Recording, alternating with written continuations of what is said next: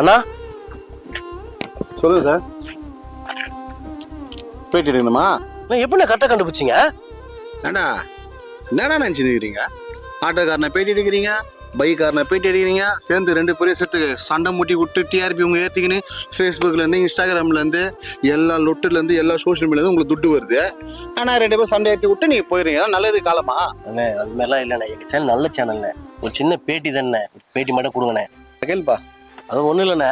இன்னும் கிளம்பா ப்ளீஸ்ப்பா, time waste பண்ணாத. விளையாடாதீங்கண்ணே, அப்படி இல்லைண்ணே. அதாவது ஆட்டோ தொழில் வந்து ஒரு நாளைக்கு 5000 ரூபாய் 4000 ரூபாய் வருமானம் வருதுன்னு சொல்றாங்க. உங்களோட வருமானம் எவ்வளோ ஒரு நாளைக்கு? தம்பி அவன் சொல்றது உண்மைதான். காலைல 6 மணி ஆட்டோ எத்தனுவேன், 9 மணிக்கெல்லாம் 300 ரூபா 350 ரூபா சம்பாதிச்சிடலாம். 9 மணிக்காமண்ணே? நைட்டு 9 மணிக்கு. என்னண்ணா சொல்றீங்க? என்னண்ணா ஐயோ, எங்கேயும் ஆட்டோ ஓடுது. ஆட்டோ புது ஆட்டோ வாங்கினோம் எல்லாம் பிச்சை எடுக்கிற நிலைமைக்கு வந்துட்டானுங்கய்யா. சொல்லவும் இல்லையா வெளியே கஷ்டம். நிஜமா தான் சொல்றேன், விளையாட்டுக்கு சொல்ல. நிறைய பேர் இந்த வீடியோ பார்க்கலாம், சும்மா விளையாட்டு சீட்ஸ் ஆடுன்னு நினச்சிக்கலாம். ஒரு ஆட்டோக்காரன் கஷ்டம் இருக்க, குழந்தைக்கு ஃபீஸ் கட்ட முடியாமல் கவர்மெண்ட் ஸ்கூலில் படிக்க வைக்கிறானுயா.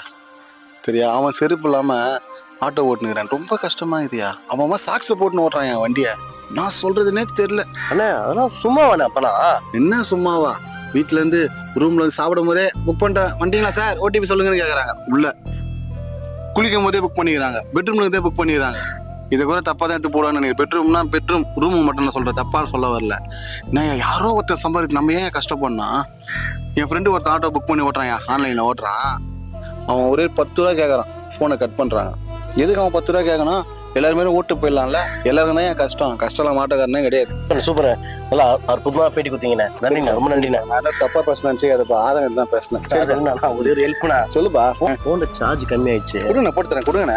கொடுங்கண்ணே. அது இல்லைண்ணே. சொல்லுங்கண்ணே. இல்லைண்ணே, தாம்பரம் வரைக்கும் போனேண்ணே. நான் கூட தான் போகிறேன், ஏறி போகிறேன். ஒரு 50 ரூபா மட்டும் கொடுவா. இல்லைண்ணே, தாம்பரம் போனேன்றீங்க, மொபைலில் சார்ஜ் போனேன்றீங்க. உங்களுக்கு அதான் பிரச்சனை. என்ன ஹெல்ப் வேணும் சொல்லுங்க. அது இல்லைண்ணே, ஃபோன் கொடுத்தீங்கன்னா ஒரே ஒரு ஆப் மட்டும் நான் இன்ஸ்டால் பண்ணிக்கிறேண்ணே. என்ன ஆப்புங்க? ஆட்டோ புக் பண்ணுற ஆப்பு தாங்க. ஆட்டோ